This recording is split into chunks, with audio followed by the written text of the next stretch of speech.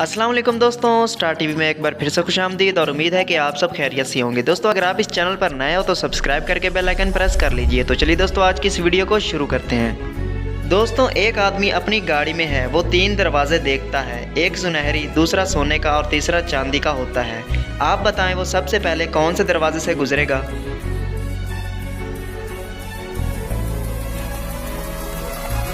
दोस्तों जवाब है इसका, वो सबसे पहले अपनी कार के दरवाजे से गुजरेगा। अगली पहेली है दोस्तों, मैं जितना ज़्यादा होता हूँ आपको इतना ही कम नज़र आता है।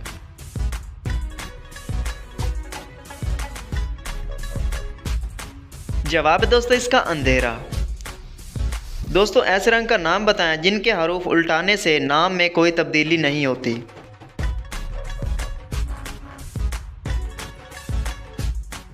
जवाब है दोस्तों लाल। अगली पहेली है दोस्तों, मेरे पास शहर है लेकिन घर नहीं, पहाड़ है लेकिन दरख्त नहीं, पानी है लेकिन मछली नहीं। बताएं दोस्तों मैं कौन हूं?